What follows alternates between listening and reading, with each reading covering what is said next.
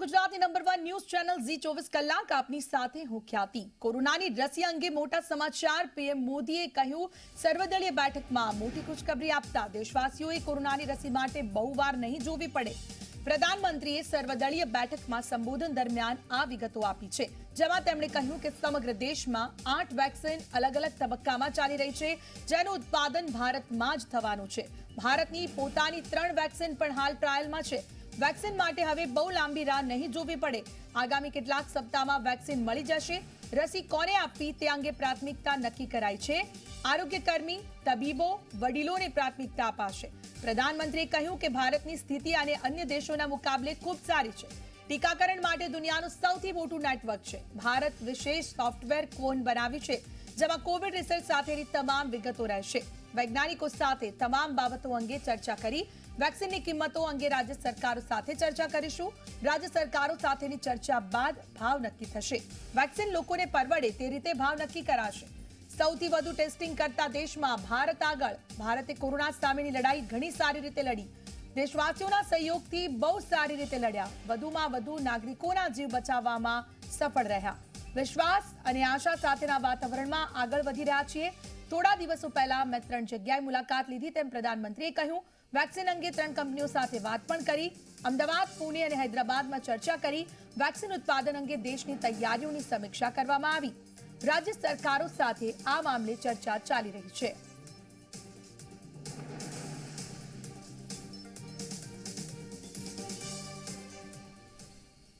आप एक तरह से मानकर चलिए कि सभी कमर कस के तैयार बैठे हैं।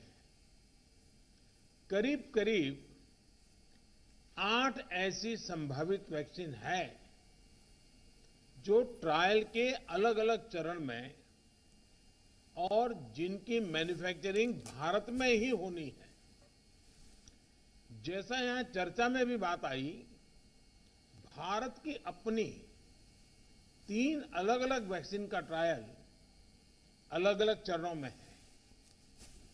एक्सपर्ट्स ये मानकर चल रहे हैं कि अब कोरोना की वैक्सीन के लिए बहुत ज्यादा इंतजार नहीं करना पड़ेगा। माना जा रहा है कि अगले कुछ हफ्तों में कोरोना की वैक्सीन तैयार हो जाएगी। जैसे ही वैज्ञानिकों की हरी झंडी मिलेगी, भारत में टीकाकरण अभियान शुरू कर दिया जाएगा। टीकाकरण के पहले चरण में किसे वैक्सीन लगेगी, इसे लेकर भी केंद्र सरकार राज्य सरकारों से मिले सुझावों के आधार पर काम कर रही है। इसमें प्राथमिकता कोरोना के मरीजों के इलाज में जुटे health care workers, frontline workers और जो पहले से गंभीर बीमारियों से जूझ रहे हैं, वैसे बुजुर्ग लोगों को दी जाएगी। वैक्सीन की कीमत कितनी होगी, इसे लेकर भी सवाल स्वाभाविक है। केंद्र सरकार इस बारे में राज्य सरकारों के साथ बात कर रही है। वैक्सीन की कीमत को लेकर फैसला जन स्वास्थ्य को सर्वोच्च प्राथमिकता देते हुए किया जाएगा और राज्य सरकारों की इसमें पूरी सहभागिता होगी। आप सभी जानते हैं कि जब भी इतना व्यापक टीकाकरण अभियान चलता है तो अनेक प्रकार की अफवाहें भी समाज में फैलाई जाती हैं। ये अफवाहें जनहित और राष्ट्रहित दोनों के विरुद्ध होती है। इसलिए हम सभी दलों का ये दायित्व है कि देश के नागरिकों को ज्यादा से ज्यादा जागरूक करें, उन्हें किसी भी अफवाह में बचाएं।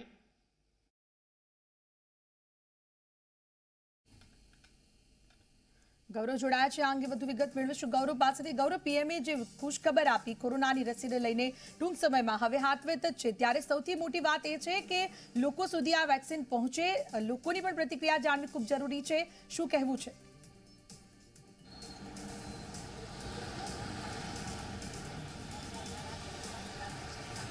ખ્યાતિ વાત કરીએ તો જ્યારથી કોરોના આવ્યો ત્યારથી લોકોની નજર ભારત ઉપર રહેલી છે, કારણ કે દુનિયાના 200 કરતાં વધારે દેશોને પ્રાથમિક જે દવાઓ હોય તે ભારત પૂરું પાડે છે. એટલે કહી શકાય કે ફાર્મસીનું હબ ભારત છે. બીજી મહત્વની વાત કે જે 8 વેક્સિનની વડાપ્રધાને વાત કરી, એ 8 વેક્સિનનું ઉત્પાદન ભારતમાં થવાનું છે. એ સ્પષ્ટ બતાવે છે કે મેન્યુફેક્ચરિંગ ક્ષેત્રે, ફાર્મા ક્ષેત્રે ભારત હબ છે.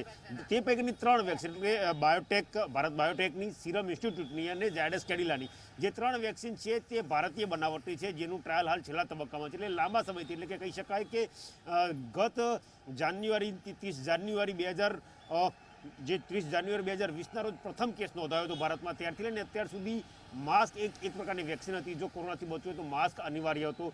ગુજરાતની વાત કરીએ તો માર્ચ મહિનામાં ગુજરાતમાં કેસ દાખલ થવા માંડ્યા, ત્યારબાદ દિવસોમાં કેસ વધારો થવા લાગ્યો. આવા જો સંજોગોમાં કોઈ બચવું હોય તો માસ્ક એક અનિવાર્ય સાધન હતું જેનાથી કોરોનાથી બચી શકાય. જે રીતે વડાપ્રધાને એક જ દિવસમાં 3 ઇન્સ્ટિટ્યૂટની મુલાકાત લીધી અને કોરોનાની વેક્સિન કયા તબક્કામાં છે તેની જાણકારી મેળવવાની આજે જે સર્વદળીય બેઠક મળી હતી, તેમાં પ્રધાનમંત્રીએ પોતે એવું જાહેર કર્યું કે ટૂંક સમયમાં, એટલે કેટલાક સપ્તાહમાં જે વેક્સિન છે તે આવી જશે. એટલે ખૂબ જ મોટા સમાચાર લોકો માટે કહી શકાય, કારણ કે જે પ્રકારે પેનિક કોરોનાને કારણે ફેલાયું હતું, કોરોનાના કારણે જે લોકોના દર્દીઓના મોત થયું છે, સ્વજનોમાં જે પેનિક ફેલાયું હતું, તેના માટે રાહતના સમાચાર છે. થોડાક સપ્તાહ એટલે કહી શકાય કે જે ગાઈડલાઈન પ્રમાણે જે લોકો ટાર્ગેટ મૂક્યો હતો કે ભાઈ માર્ચ 2021 સુધી વેક્સિન આવશે, પરંતુ આજનું પ્રધાનમંત્રીનું જે નિવેદન છે કે થોડા સપ્તાહ એટલે કહી શકાય કે જાન્યુઆરી ફેબ્રુઆરી સુધીમાં કદાચ વેક્સિન આવી જશે. પ્રાયોરિટી પણ નક્કી કરવામાં આવ્યું છે કે કોરોના વોરિયર્સ, કે જે લોકો કોરોનાના દર્દીઓની સારવાર કરવામાં રોકાયેલા છે, જેમને ફ્રન્ટલાઇન વોરિયર કહેવામાં આવે છે, જેમના ઉપર સૌથી મોટું રિસ્ક છે, તેમને સૌપ્રથમ પસંદ કરવામાં આવે છે. ત્યારબાદ જે મોટી વયના લોકો છે, કે જે સિનિયર સિટીઝન કહેવાય, જેમને કોરોનાનું સંક્રમણ થવાનો ભય વધારે છે, અને જો કોરોનાનું સંક્રમણ થાય તો તેમના મૃત્યુ થવાની આશંકાઓ પણ વધારે છે, એવા લોકોને પહેલાં પસંદ કરવામાં આવે છે. અત્યાર સુધી એવી પણ વાત ચાલતી કે કોરોના વેક્સિન ફ્રી આપી કે તેના પૈસા ગણવા, તે અંગે પણ રાજ્યો સાથે સરકાર પરામર્શ કરી રહી છે. જે નક્કી થાય તે પ્રમાણે આગળની કાર્યવાહી સરકાર દ્વારા કરવામાં આવશે. ખ્યાતિ. જી બિલકુલ. તો જે રીતે હાલમાં આપણે જોયું કે પીએમ મોદીના નિવેદન બાદ હવે લોકોને પણ એક આશા છે કે જલ્દી જ કોરોનાની વેક્સિન છે તે આપણા સુધી પહોંચી જાય. મહત્વપૂર્ણ બાબત છે, ટીકાકરણ માટે દુનિયાનું સૌથી મોટું નેટવર્ક છે અને અત્યાર સુધી ભારત જે રીતે લડાઈ આપી રહ્યું છે તે સૌથી સારી રીતે લડાઈ આપી રહ્યું છે. કોરોના સામે લડાઈ તો હજુ પણ જારી જ છે જ્યાં સુધી વેક્સિન આપણા સુધી ન પહોંચી જાય. ભારતે વિશેષ સોફ્ટવેર કોઈન બનાવ્યું છે. જે પ્રધાનમંત્રીએ જે વાત કરી તે મોટી વાતોની પણ આપણે સુધી વાત કરીએ તો તેમણે એમ પણ કહ્યું કે જેમાં કોવિડ રિસર્ચ સાથેની તમામ વિગતો રહેશે.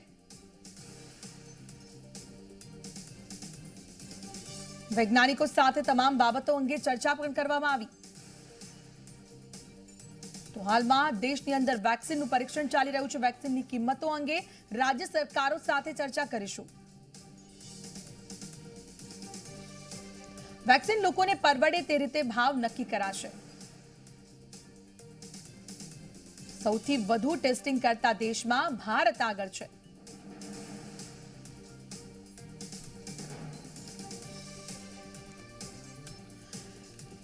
અર્પણ જોડાઈ ગયા છો અમારી સાથે. અર્પણ, વેક્સિન લઈને મોટી ખબર, થોડા જ સમયમાં વેક્સિન લોકો સુધી પહોંચે, પરંતુ જો વાત કરવામાં આવે રાજ્ય સરકાર પર હજુ તો કેટલી પ્રાઇસ રાખવી, શું છે તે તમામ મુદ્દે ચર્ચા વિચારણા થશે. ત્યારે અમદાવાદની વાત કરીએ, તંત્ર દ્વારા કેવી તૈયારીઓ?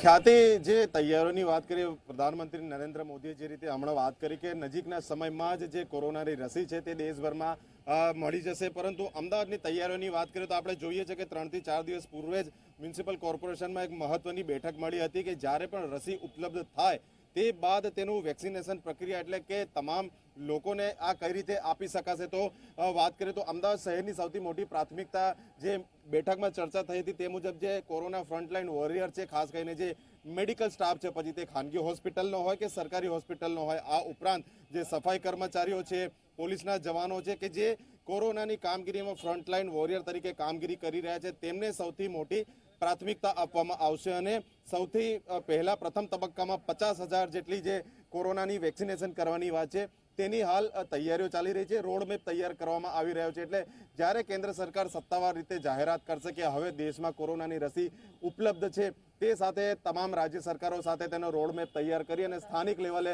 કલેક્ટર અને મ્યુનિસિપલ કોર્પોરેશન કક્ષાએ કઈ રીતે કયા તબક્કામાં કેટલા લોકોને રસી આપી તે તમામ ઝીણામાં ઝીણી બાબતોની હાલમાં મિટિંગોનો જે દોર છે તે કરી અને તમામ બાબતો નક્કી કરવામાં આવી રહી છે.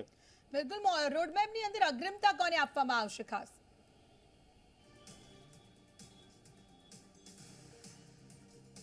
ખ્યાતિ, મેં આપને જણાવ્યું તે પ્રમાણે પ્રાથમિકતા જે છે તે ફ્રન્ટલાઈન કોરોના વોરિયર એટલે કે જે સફાઈ કર્મચારીઓ છે, વિવિધ સરકારી હોસ્પિટલમાં કામ કરતો જે તબીબી અને મેડિકલ સ્ટાફ છે, ખાનગી હોસ્પિટલમાં કામ કરતો જે મેડિકલ અને તબીબી સ્ટાફ છે, પોલીસ જવાનો છે કે જે ફ્રન્ટલાઈન કોરોના વોરિયર કહેવાય છે કે જે સીધી રીતે કોરોના સામેની તમામ કામગીરીમાં સંકળાયેલા છે. એટલે અમદાવાદ શહેરમાં પ્રથમ તબક્કામાં 50,000 વેક્સિનેશનનો ટાર્ગેટ હાલ પૂરતો નક્કી કરવામાં આવ્યો છે અને વેક્સિનેશન કઈ રીતે કરવામાં આવે તેનો રોડમેપ હાલમાં વિવિધ બેઠકો કરી અને તૈયાર કરવામાં આવી રહ્યો છે.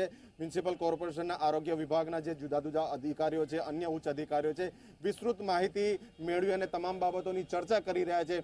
જેવી કેન્દ્ર સરકાર તરફથી લીલી ઝંડી આપવામાં આવશે વેક્સિનેશન કરવા માટેની, તે સાથે તેનું અમલીકરણ પણ શરૂ કરવામાં આવશે. ખ્યાતિ. બિલકુલ અર્પણ, આભાર આપનો તમામ માહિતી બદલ. તો હવે થોડા જ સમયની અંદર કોરોનાની રસી લોકો સુધી પહોંચવા માટેની તૈયારીઓ થઈ રહી છે.